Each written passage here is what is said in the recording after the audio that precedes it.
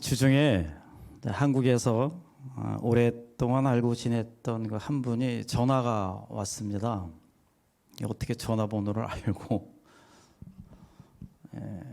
교회 좀 중직자이시고 아주 오랫동안 제가 봐도 참 신앙생활을 신실하게 하신 분인데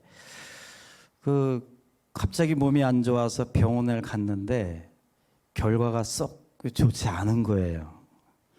이제 병원에 급하게 입원해 놓으라고 연락이 왔습니다. 이런저런 안부를 서로 주고받으면서 대화를 하다가 대뜸 그분이 저에게 이렇게 질문을 합니다. 윤 목사, 과연 천국이 있을까? 저는 깜짝 놀랐습니다. 신앙생활을 꽤나 좀 오래 하시고 그래도 평신도로서는 올라갈 때까지 올라가신 분인데 어떻게 저렇게 질문을 하시나?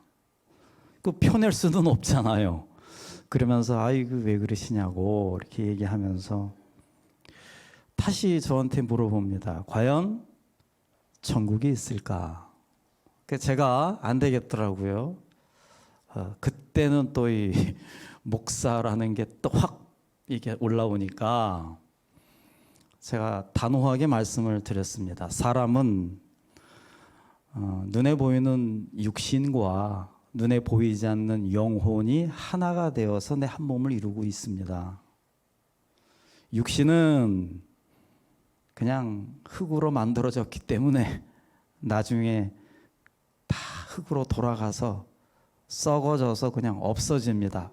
그러나 영혼은 반드시 두 군데 중에 한 군데로 갑니다. 그건 지옥 아니면 천국입니다. 그렇지 않고 영혼이 어디 떠돌아다닐 수는 없습니다. 제가 확실하게 말씀을 드렸고 절대 앞으로는 그런 질문 누구에게도 하지 않았으면 좋겠다. 제가 권면을 좀 드렸습니다. 여러분들은 지금 천국행 티켓을 갖고 계십니까? 큰일 났네 이거. 아니 여러분 어디 누워있으면 어디 엉뚱한 목사님한테 전화해가지고 물어보면 제가 하나님한테 혼나요. 제대로 교육 못 시켰다고. 다시 물어보겠습니다. 이거 큰일 났네. 이거 남 얘기가 아니네 이거. 여러분들은 천국행 티켓을 갖고 계십니까? 감사합니다. 그러지 마세요. 다른 건 다 우물쭈물거려도 다른 건 다 주저해도 이 질문에서만큼은 아멘 하고 확신이 있어야 합니다. 천국행 티켓을 갖고 계시는 분, 하나님을 믿는 분들이고 내가 천국행 티켓을 갖기 위해서는 반드시 예수 그리스도를 믿어야 한다. 나의 죽을 수밖에 없는 죄를 내 예수님이 대속해서, 그러니까 대신 죽어서 십자가에 달리셨다. 나는 그걸 믿는다. 그러면 그 믿는 것 즉시 나는 죄인이었지만 예수님이 의롭기 때문에 그 의로움으로 나를 덮어주시는 겁니다. 그래서 나는 의인이 된다. 그래서 저는 언제 죽어도 사람이요 교통사고로 죽을 수도 있고 자다가 죽을 수도 있고 고독해서 죽을 수도 있고 어디 여행 가다 죽을 수도 있고 그 죽는 방법은 중요하지 않습니다. 죽어요. 그랬을 때 나는 언제 죽어도 천국에 갈 수 있다. 자, 이렇게 확신하며 살아가는 사람, 그 사람은 살면서 반드시 열매를 맺게 되어 있습니다. 나는 천국 갈 확신이 있고 나는 지옥에 안 가고 반드시 천국에 갈 것이야 라고 확신이 있는 사람이 살면서 열매가 없다. 만약에 그러면 그 확신을 자기 스스로 한 번쯤 의심해 봐야 됩니다. 맞아? 나 믿는 거 맞아? 나 천국 가는 거 맞아? 의심해 봐야 돼요. 반드시 그 믿음이 하나님 보시기에 정확하다면, 그 믿음이 하나님 보시기에 절대 흔들리지 않는다면 그분의 인생은 반드시 열매가 있습니다. 그분이 지나간 흔적에는 반드시 그 열매들이 있습니다. 우리는 지금 계속해서 성령의 열매를 나누고 있습니다. 오늘은 양선, 쉽게 말하면 착함에 대한 열매입니다. 질문하겠습니다. 여러분, 착한 사람입니까? 나쁜 사람입니까? 네, 감사합니다. 이 타이밍에 저는 악한 사람이다 그러면 저는 할 말이 없잖아요. 예. 나는 과연 착한 사람인가? 나쁜 사람인가? 제가 말씀을 준비하면서 솔직히 마음은 굉장히 불편했습니다. 왜냐하면 하나님 말씀대로 전하면 바보 소리 딱 듣기 좋겠다. 이걸 이렇게 아무리 내가 잘 해서 이렇게 전한다 해도 아마 분명히 내 앞에서는 아멘 해도 돌아서서는 에휴, 그래도 목사님 그렇게 살아서 어떻게 이 험한 세상을 살겠습니까? 이 험한 이민 생활을 어떻게 살아남을 수 있겠어요? 그래도 어느 정도는 내 마음대로 해야죠 라고 생각하기 딱 좋은 주제였습니다. 착한 사람. 그래서 그래? 그러면 어떻게 해야 될까? 아주 고민하다가 제가 과연 성경에는 약 1800에서 2000명 정도의 인물이 나옵니다. 그런데 하나님이 고맙게도 그 중에서 이렇게 중간중간에 이게 이름 앞에 수식어들로 붙는 게 있어요. 예를 들어서 노아 같은 경우에는 노아는 당대 의인이다 이렇게 말씀하셨어요. 그러면 노아 그러면 이분은 그 시절에 의인처럼 살았구나라는 걸 알 수 있어요. 그죠? 하나님 마음에 합한 자가 있었다라고 말씀하세요. 누구입니까? 다윗입니다. 솔로몬 하면 또 뭐가 떠올라요? 지혜가 떠오릅니다. 많은 선지자 중에 눈물의 선지자가 있습니다. 너무 안타까워서 그렇게 울면서 하나님의 말씀을 전했어요. 그게 예레미야 선지자입니다.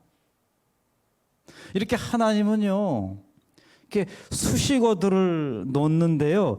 그 중에서 그러면 제가 성경에 과연 착한 사람이라고 나온 수식어가 있을까라고 했더니 나오더라고요. 그분이 바로 바나바였습니다. 이름도 쉬워요. 바나바. 그래서 제가 일주일 내내 이분하고 친구가 되어서 이분의 인생을 한번 쭉 돌아봐. 도대체 어떻게 인생을 살았길래 일반 위인전도 아니고 그냥 일반 책도 아니고 이 성경책에 이렇게 착한 사람이라고 기록되었을까 궁금했습니다. 여러분, 오늘 저와 함께 바나바에 대해서 한번 쭉 알아보면서 저렇게 살면 하나님이 착한 사람이구나라고 인정을 해 주시는구나. 여러분, 사람에게 인정받는 거 중요합니다. 그러나 먼저 누구에게 인정받아야 됩니까? 하나님에게 인정받아야 돼요. 하나님에게 인정받고 나면 사람들에게 자연스럽게 인정을 받습니다. 자, 사도행전 11장 24절 말씀 정확하게 나옵니다. 아주 간단하게 나옵니다. 바나바는 어떤 사람이다? 착한 사람이다. 성령과 믿음이 충만한 사람이라. 하나님에게 착한 사람이라고 인정받은 인물이 바나바였습니다. 여러분, 이 시간 제가 선포합니다. 우리 한 번 사는 인생, 하나님에게 우리 아무개 장로는, 아무개 집사는, 아무개 권사는 착한 사람이었다라고 인정받는 여러분과 제가 되기를 간절히 소망합니다. 자, 바나바를 이렇게 처음에 소개를 합니다. 사도행전 4장 36절. 구브로에서, 구브로는 이 타코마 같은 지역 이름입니다. 근데 섬이에요, 섬. 아주 굉장히 땅이 기름지고 농사짓기도 좋고 포도도 많고 밀도 잘 수확되는 아주 좋은 땅입니다. 자, 그곳에서 난 레위족이다. 여러분, 레위 하게 되면요, 쉽게 말하면 그때 당시에 하나님이 특별히 선택해 가지고 너희들은 제사장이 제사를 지내면 너희들은 옆에서 도와주어라 라고 해서 선택한 민족들입니다. 그러니까 지금으로 말하면 우리 저 혜영 집사님처럼 피아노 반주를 한다든지, 우리 좌안처럼 우리 드럼을 쳐주는다든지, 우리 데니엘처럼 저렇게 영상과 또 이렇게 음향 같은 거를 조절하면서, 또 우리 뒤에서 김정일 목사님 저렇게 카메라 만져주시는 것처럼 이렇게 도와주는 사람들을 레위 족속이라고 합니다. 굉장히 중요하죠. 꼭 필요한 사람들이죠. 그 족속에서 태어났습니다. 이름은 요셉이라 사도들이 일컬어서 근데 바나바라 했다. 원래 이름이 요셉인데 별명이 생겼습니다. 바나바. 이걸 바나바를 번역하면 위로의 아들이다. 그러니까 쉽게 말하면 같이 하나님의 일을 하는 동료들이 이 친구는 위로의 사람이야. 야, 여러분 얼마나 귀합니까? 이 친구는 나쁜 사람이야. 이렇게 하지 않고, 이 사람은 정이 없는 사람이야. 이러지 않고, 이 사람은 인색한 사람이야. 이런 말 하지 않고 같이 일하는 동료들이요. 우리 바나바는 요셉이라 부르면 안 돼. 이 사람은 바나바라 불러야 돼. 이 사람은 위로자야, 위로자. 얼마나 우리들이 이 사람을 통해서 위로를 받는지 몰라. 이렇게 이름이 바뀔 정도였다. 저러니까 하나님이 바나바는 착한 사람이다라고 인정을 해줬더라는 거예요. 이 바나바가요, 또 이렇게 좋은 행동을 합니다. 사도행전 4장 37절. 그가 밭이 있음에 팔아 그 값을 가지고 사도들의 발 앞에 두니라. 그러니까 자기가 있는 그 밭, 아까 제가 말씀드렸죠. 구브로라고 하는 곳은 아주 비옥한 땅입니다. 당시에는 농사가 최고였기 때문에 굉장히 좀 부유했던 것 같아요. 이 친구가 좀 가진 것이 있었고, 근데 이것을 팔아서 교회에 드렸습니다. 여러분, 가난한 자가 예수님 잘 믿는 거 소중합니다. 그거 대단한 겁니다. 그러나 동시에 부자가 예수님을 잘 믿고 교회에 충성하는 것도 대단한 겁니다. 공감하시죠? 가난한 자가 하는 것도 대단하고 부자가 한 것도 대단한 겁니다. 제가 동료 목사님들 만나면 한국에서 목회하신 분도 계시고 미국에서 목회하시는 분도 계시는데, 그분들이 이구동성으로 하시는 말씀이 미국에서 이민교회 하는 게 100배가 더 어렵다라고 합니다. 10배. 그러니까 쉽게 말하면 우리 교회 성도가 한 30명 된다. 그러면은 한국에서는 몇 명 한다라고 생각하는 거예요. 한국에 있는 목사들은 300명 정도 한다 이렇게 생각한다라는 거예요. 그만큼 이민교회가 어렵다라고 이야기합니다. 그 이유는 먹고 사는 게 힘들다기보다도 가진 자, 배운 자, 부한 자, 이런 사람들에게 복음이 들어가기가 어렵다라고 하는 거예요. 전기도 안 들어오고 먹을 것이 부족한 곳에 가서서 온몸을 던져서 선교하는 선교사들도 대단하지만 이렇게 부유한 나라에서 목회하는 목사들도 대단하다라고 하는 거죠. 이 부자가 예수님 잘 믿는 거 그거 정말 어렵습니다. 고맙게도 감사하게도 저희 교회는 다양한 분들이 계시지만 또 이렇게 좀 있다 하시는 분들이 얼마나 하나님을 잘 믿고 교회를 잘 섬기는지 늘 제가 감사의 기도 제목 중에 하나인데요. 오늘 바나바는 좀 부자였습니다. 그러나 그는 자신의 소유를 엉뚱한 데 쓰지 않았어요. 자신을 가꾸는 데 쓰지 않고 자신의 것을 늘리는 데 쓰지 않고 하나님 나라를 위해서 쓴 사람이다. 한 사람으로 한마디로 아주 관대한 사람이었다. 사도들을 돕고 교회를 돕고 그래서 하나님이 너는 참 착한 사람이다 라고 인정을 했습니다. 지금 여러분과 저는 착한 사람이라는 주제를 가지고 말씀을 계속해서 나누고 있습니다. 이 바나바 하게 되면요, 특별히 그 위대한 인물 바울과 연관을 안 시킬 수가 없습니다. 제가 수차례 말씀을 드렸지만 지금 우리가 바울 하게 되면 위대한 인물이지만 바나바가 활동했을 당시에 바울은요, 예수님 믿는 사람들을 죽이고 예수님 믿는 사람들을 잡아서 옥에 가두었습니다. 이 사람이 어느 날 예수님 잘 믿는다 그래서 그 사람을 잡으러 또 가요. 이게 다메섹이라고 하는 도상 길가에서 예수님을 만납니다. 예수님이 참다 꽝 하고 내려치시죠. 그냥 곧꼬라집니다. 바울이. 그래서 그냥 바로 무릎 꿇고 예수님 믿겠다라고 꺾어집니다. 여기까지는 좋았습니다. 그런데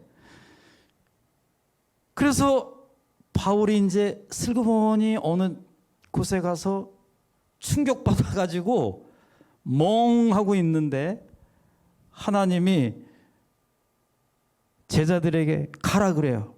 바울에게 가봐라. 그가 곧꼬라졌다. 그런데요, 아무도 안 갑니다. 쉽게 말하면 그동안 자신을 그렇게 괴롭혔던 조폭 두목이 예수님 믿었다고 이제 내가 그를 써야겠다라고 그를 데리고 와라라고 하는데 어느 누구도 바울에게 가지를 않습니다. 그 사람이요. 그 사람 막 우리 가족도 죽이고 우리 동료들도 죽이고 그 사람 아주 나쁜 사람입니다. 그걸 내가 왜 갑니까? 하나님이 아무리 얘기해도 싫은 사람은 싫은 사람이에요. 안 가요. 자, 그랬을 때 선뜻 나선 인물이 누구일까요? 바나바였습니다. 바나바가 바울에게 갑니다. 가서 바울을 만납니다. 바울이 이야기하는 걸 다 들어줍니다. 그리고 그 간증을 믿습니다. 고맙죠? 생각해 보세요. 나 변했다고, 나 옛날에 내가 아니야 라고 내가 막 열심히 얘기하는데 아무도 안 믿어줘요. 그 얼마나 답답합니까? 여러분, 바울은 당시에 최고의 수재였습니다. 아주 똑똑한 인물이었고 가방끈도 길고요, 능력자였습니다. 사람들이 다 거부해. 근데 이 바나바는 가는 겁니다. 가서 만났습니다. 만났더니 바나바가 바울이 볼 때 변했습니다. 확실히 변했어요. 그래서 바울을 데리고 사도들한테 데리고 옵니다. 그래서 사도들에게 이야기를 합니다. 여러분, 이 친구가 확실히 변했습니다. 난 이 친구의 간증을 믿습니다. 여러분, 옆에 있던 바울이 얼마나 고마웠겠습니까? 착한 사람의 특징입니다. 누군가 나에게 말을 했을 때 그 말이 옳은지 틀린지 잘 구별을 할 줄 알아야 하고, 그게 옳다라고 하면 내 목에 칼이 들어와도 옳은 겁니다. 믿어주는 겁니다. 바나바의 모습이 그랬다라고 하는 겁니다. 그래서 여러분 사도행전 중반부터 쭉 보게 되면 바울과 바나바가 이제 신이 나가지고 둘이 하모니를 이루면서 하나님 복음의 말씀을 전하는 것이 사도행전. 전하고 교회 세우고 또 복음 전하고 또 교회 세우고. 그래서 지금도 바울 하게 되면 기독교 역사상 바울 능가하는 인물이 별로 없습니다. 그 바울을 세워주고 그가 마음껏 활동하도록 펼쳐준 인물이 바로 바나바였습니다. 그게 착한 사람의 특징인 거죠. 한 번의 에피소드가 있었습니다. 한번 잘 들어보세요. 여러분들은 과연 어느 편인가? 어느 날 이제 바울과 바나바가 형 동생 하듯이 지내면서 우리 이번에는 여기 타코마를 전했으니까 우리 올림피아로 갑시다. 그래서 지역을 바꿔서 가려고 했어요. 그런데 거기서 서로 심하게 다투었습니다. 다툰 이유가 바울은 나랑 바나바랑 가자, 둘만 가자라고 이야기했고, 바나바는 아니야, 우리 동료인 마가하고 요한 같이 가자. 그랬더니 바울이 아니야, 난 그 사람들이랑 같이 일 못해. 그 사람들 내가 예전에 한번 전도여행 갔었는데 엄청 힘들었지만 이 마가가 전도여행을 하다가 슬그머니 도망을 갔어. 난 그 친구를 이제 못 믿어. 그래서 바나바, 자네랑만 갈 거야 라고 이야기를 합니다. 근데 바나바는 아니, 그거 한 번 실수한 거 가지고 또 자꾸 기회를 주고 가야지. 그거 한 번 잘못했다고 걔네들을 계속 열애를 시키면 되겠느냐라고 하면서 같이 가자라고 합니다. 어떻게 됐을까요, 여러분? 결국은 둘이 심하게 싸워서 바나바는 바나바 따로 가고 바울은 바울을 따로 갔습니다. 착한 사람도 싸우긴 싸웁니다. 자, 중요한 건 싸우고 나서 문제인 거죠. 여러분들은 어떻게 하시겠습니까? 제가 어디 전도여행 가는데 이제 아무개 집사님 예전에 갔는데 이게 이제 영 못 쓰겠어. 못 데리고 가. 아마 우리 조건사님 같은 경우는 그래도 같이 갑시다. 그랬을 것 같아요. 어떻게 해요, 이거? 네. 그래서 교회는 늘 시끄러운 겁니다. 성격상 권사님 편이 있는 거고, 난 용서 못해. 그런 사람이 있고, 권사님처럼 아이고 뭐 그냥 가지 뭘 저리나 그런 사람도 있고. 교회는 그래서 늘 시끄러운 거예요. 평온한 거 찾으면 절로 가시면 됩니다. 그냥 조용히 절에 가서 있으면 돼요. 가만히 그냥. 결국 이들도요 싸웁니다. 그래서 헤어지죠. 따로따로 전도여행 갑니다. 그런데 하나님 보실 때는 그게 좋을까요? 나쁠까요? 좋은 거죠. 여기 가서도 전도하고 저기 가서도 전도하니까. 그런데 여기서 말씀이 딱 끝나면 얼마나 슬픈 일입니까? 착한 사람도 싸우는구나. 위대한 사람도 싸우는구나. 그게 아니고요. 여러분 나중에 디모데 후서를 보게 되면 이제 바울이 마지막에 디모데에게 편지를 쓰면서 제발 좀 마가 좀 데리고 와라 이렇게 얘기합니다. 마가 좀 데리고 와라. 내가 마가 좀 보고 싶다 이렇게 얘기를 해요. 넓게 보면 다 같은 한 식구고 사랑해야 할 대상이고, 이렇게 바나바도 다 나중에 품어주고, 그래서 나중에 다 이렇게 하모니를 이루게 되는 거죠. 착한 사람이라고 하는 것은 저 사람은 뭐 배알도 없고 뭐 자기 주장도 없고 그거 아닙니다. 때로는 교회 일 하다 보면, 때로는 가정에서, 때로는 일터에서 무엇이 정의인지 무엇이 진실인지 다툴 수 있어요. 싸울 수 있습니다. 싸웠다라고 해서 너는 나쁜, 정말 이건 애기 같은, 어린아이 같은 마음이죠. 싸울 수 있지만 싸우고 나서 그것을 좋게 잘 해석하고 넘어가면 그런 사람이 다 착한 사람에 들어간다라고 하는 것입니다. 사랑하는 성도 여러분,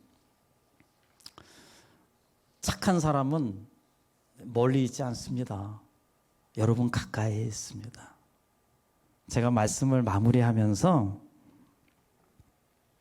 하나님은 지금 이 시대가 착하게 살면, 보세요. 제가 바나바라고 생각하면, 바나바 입장에서 생각을 해봤어요. 아니 얘는 진짜 조주폭력배 같이 그렇게 사람들을 괴롭히고 힘들게 했던 사람인데 내가 이 사람을 기껏 데리고 왔는데 세상 말로 이 사람이 너무도 잘 나가. 하나님이 자꾸 이 사람만 써. 더 크게 써. 그러면 솔직히 저라면 좀 시기도 하고 질투심도 좀 들고, 왜 하나님은 왜 저 사람만 써? 나도 하나님을 하는데 하면서 그냥 막 내 성질을 내게 수도 있겠지만 바나바는 그렇지 않았다라는 거예요. 처음부터 끝까지 바울은 하나님이 선택한 사람이야. 하나님이 택한 그릇이야. 나는 바울을 도와줘야 돼. 끊임없이 그를 세워주고, 누가 그를 비판할 때만 가서 막아주고, 그를 계속해서 세워줬을 때, 남들이 볼 때는, 요즘 같은 세상에 볼 때는 저거 바보 같애라는 소리 딱 듣기 좋잖아요. 그러나 중요한 건 바나바는 착한 사람이라 하나님이 그렇게 인정을 해 주셨다라고 하는 것입니다. 사랑하는 여러분, 여러분 주변에 바나바와 같은 착한 사람이 있기를 소망합니다. 여러분 주변에 여러분의 마음을 다 알아주지 못해도 우리 장로님은 나를 이해해 줄 거야. 우리 권사님만큼은 나를 알아줄 거야. 우리 소연자매만큼은 나를 알아줄 거야. 응? 다 나한테 손가락질해도 우리 교회 가족들만큼은 내 편이 되어줄 거야. 이 착한 사람. 자, 동시에 여러분 인생이 누군가에게 착한 사람이 되기를 바랍니다. 왜 내 옆에 착한 사람이 없지?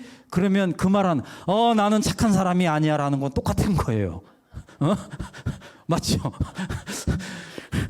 내 옆에 착한 사람이 많습니까? 그러면 내가 착하다라는 거예요.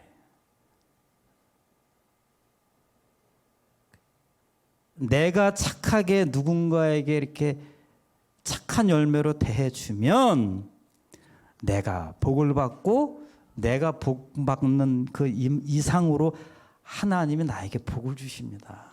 예? 그 마음 갖고 오늘 바나바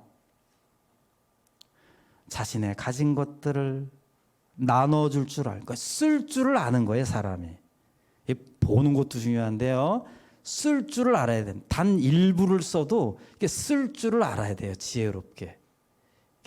그런 관대하고 또 남을 좀 세워줬던 바나바, 끝까지 공동체의 하모니를 이루었던 바나바, 이 바나바를 성경은 단 한마디로 이를 딱 정의합니다. 바나바는 착한 사람이라. 이 바나바 같은 인생이 여러분과 저의 인생이 되기를 간절히 축원합니다. 예, 기도하시겠습니다.